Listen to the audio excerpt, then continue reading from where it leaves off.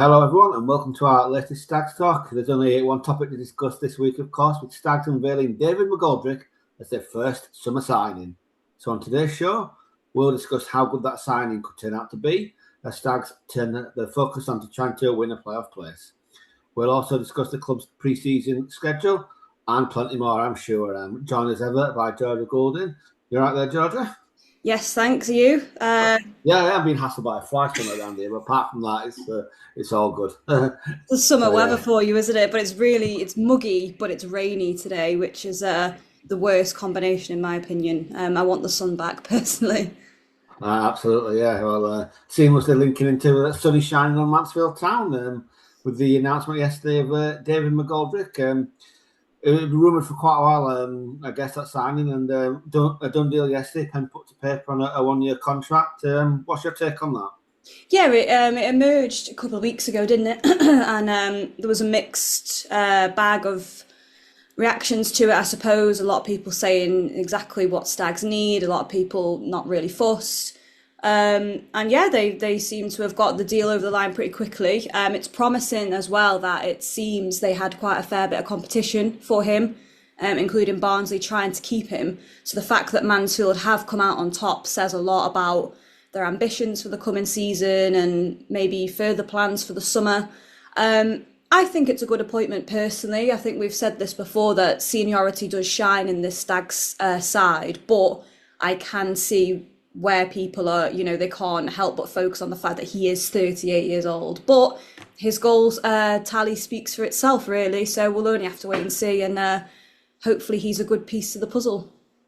Absolutely, yeah. I mean, he's a very Nigel Clough and a very Mansfield Town sign in my book. He's a he is a veteran, but with that comes experience, and he brings that work rate and sort of the team ethic that fits perfectly into the Stags squad. He's not going to be a prima donna. He's going to get on with everyone. He's going to knuckle down, and I think he's going to fit in very easily. 15 goals, obviously, last season at Barnes. It's not to be sniffed at. Only time's going to tell if he'll repeat that. But on the face of it, it's a signing that has potential.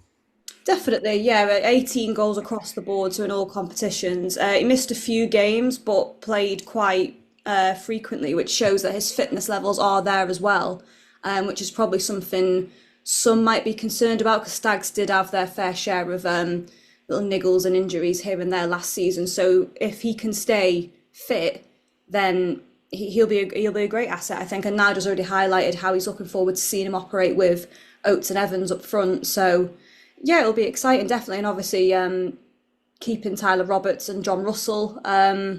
It's an exciting time to look ahead and think what this attack might look like.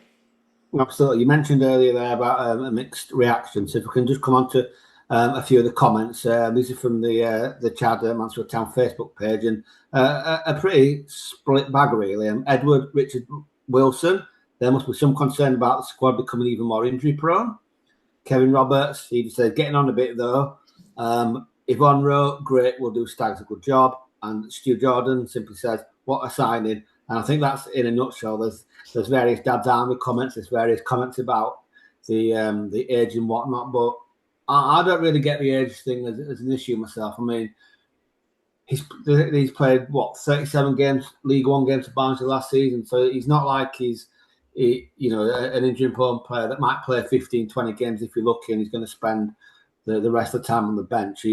That's essentially a pretty much a full season, apart from 9 games. What he does do is give options, isn't it? If Tyler Roberts is out injured, there's an extra striker there. If McGoldrick's injured, Roberts comes in. There's more options, and I think that was the key, wasn't it, last season, that perhaps Stags, when the injuries were biting a bit, didn't quite have that extra sort of goal threat.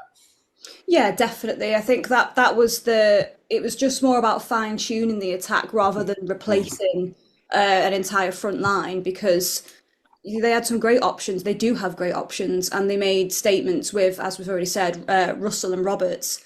So yeah, this it's one of these where will McGoldrick be the number one choice up front, or as you say, will he just come in when he's needed? But if he is going to just come in when he's needed, he's an ideal signing for that because, as you say, 37 games or whatever it was he played, and I'm just looking at his stats as well. In the season before that, he played 35 in League Two. So it doesn't seem like there's any real issues with his fitness levels or anything like that. And, senior heads do Yeah. clutch performances, as we've seen with the likes of Aiken, Stephen McLaughlin last season. Doesn't really matter your age as long as you have that impact on the pitch. Absolutely, and fitness levels are very high these days. And as you say, with Aikens, that the age is one thing that a lot of people chuck in. The people that want him out of the team and whatnot, and his performances are magnificent. Age really doesn't matter. McGoldrick is such a Nigel Clough signing, really, isn't he? He's everything that he looks for in a player. He's not come with a transfer fee. He's a bargain player, a player that another club doesn't want. Very much like John Russell, another player that he sees can fine-tuned, can be polished into fitted into the current structure to enhance what Mansfield have got. And while people will say, yeah, he's old and whatever, he's past it, and they look at signing a player that's going to come with £100,000 fee and all this carry on. It's just not realistic. As Mansfield look to grow the club, the money needs to be invested in many areas that we don't see as fans, and even us in the media don't often see the behind-the-scenes stuff. It's a lot of money, for example, to carry out the work that's going on at the training ground at the moment. So it's a tough balance for Nigel to get the bargain that will enhance the squad, while at the same time the chairman keeping the money available for the wage bill that he needs, but also, to build the new pitches at the training ground and whatever else is going on. This is the thing, yeah, it's interesting you mentioned that about how much it costs to run a club, because we don't possibly know, and fans can't know. But there was a press conference I was at the training ground, and Nigel did touch on, he doesn't reveal any figures or anything, but he just made a passing comment and said, it costs a lot of money to keep a football club running, and that's down from the stuff we see in the team and behind the scenes as in providing the facilities for the players. So, there's a lot of money that goes into it, and as you say, if you can get a tried and tested, reliable signing for free, that's, it's just part and parcel of the job sometimes. And I think as well, the fact that I think he turns 39 this year. So the fact that he is of this age means also he's not likely to be, kicking up any sort of fuss about the role he plays. He's joined an exciting team.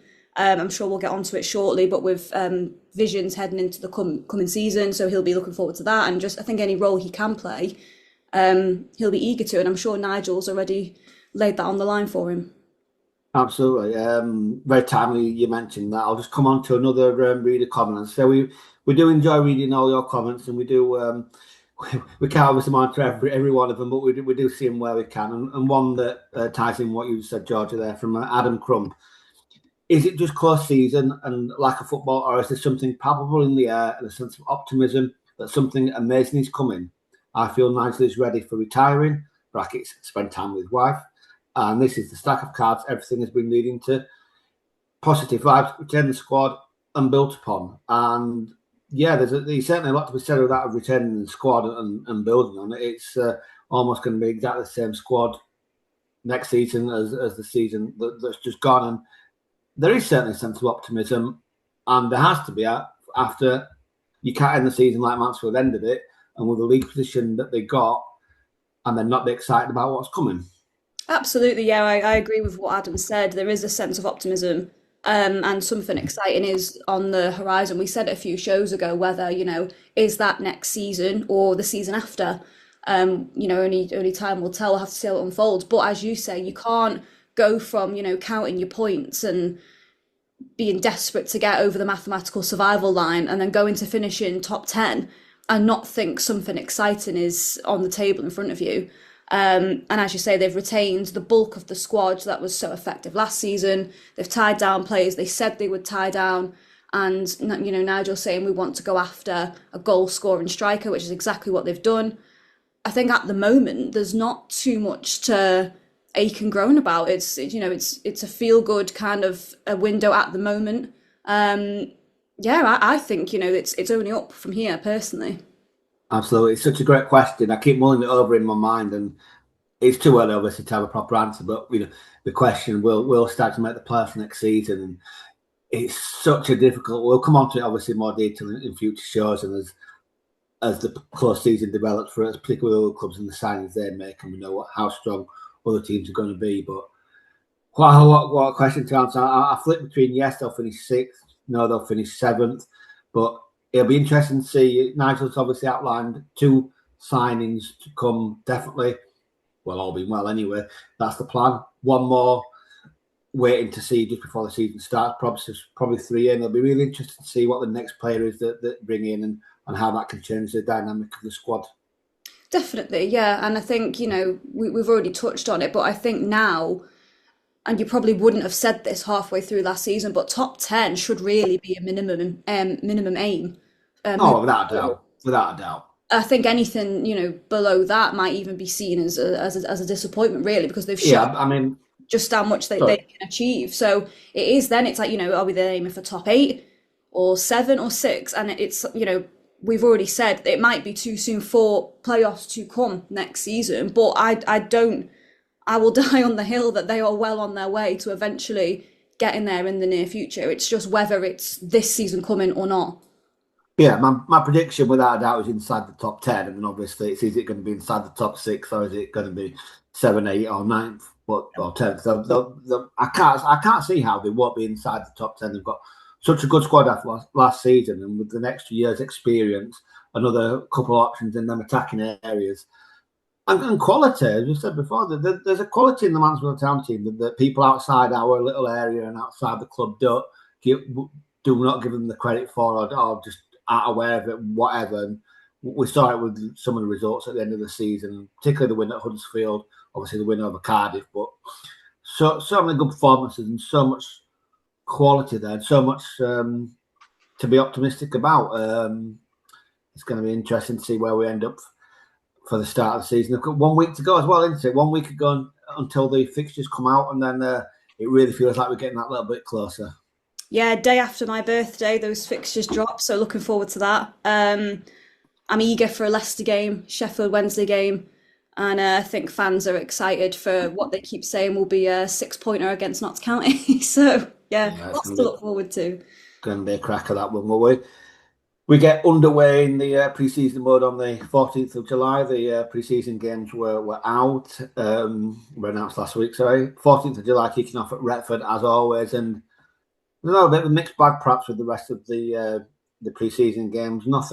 Only 1 home game this season, presumably because of the Field Mill Mania event, which means the pitch needs longer to recover, and there's a bit of a setback there. But games with Barrow, Alfreton, Derby County to follow, a training camp up in Scotland, and a behind closed door game against the unnamed Championship club.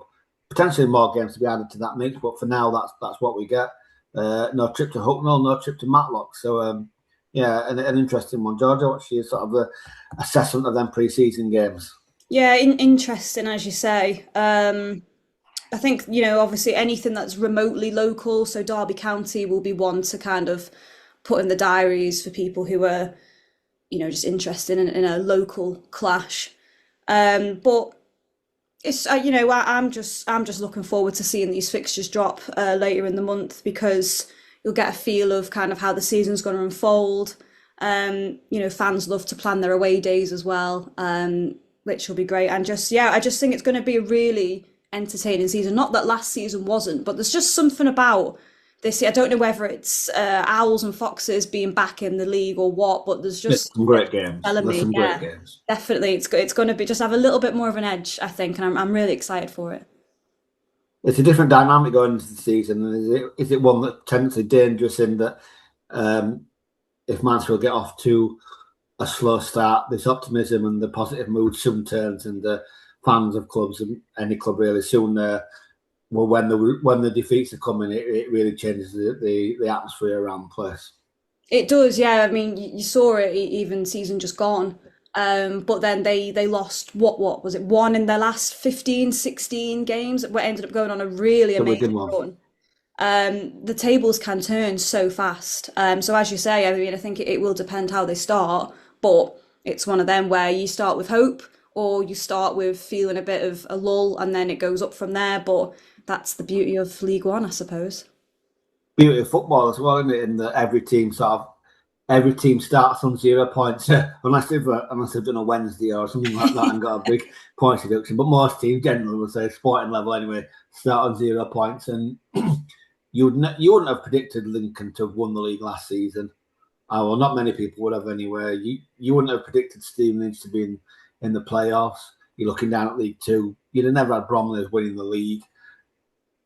You don't know what's going to happen, and that's the beauty of the season ahead, isn't it? There's the expectation, the hope for every fan around the country that this season will be the one season, or it'll be a better season, that'll be a season to remember. That's what keeps us going through the summer. Absolutely, and you wouldn't have had Stags to finish where they finished based on how the bulk of their season went, and even the fact that with a handful of games to go, there was a mathematical chance that I mean they wouldn't have, but they could have made playoffs. That and no one would have expected that based on how they were going. So yeah, it's thrilling and we love it, and that's what we're here for. Absolutely. Well, I think that's us done for another week, and we've enjoyed it, and we hope you've enjoyed listening to us as well. Don't forget, any comments, any questions, any queries, or any way you want to get involved, please feel free to drop us a line through our Facebook page, and we will see you all next week. Thanks very much, Georgia. We'll see you next week as well.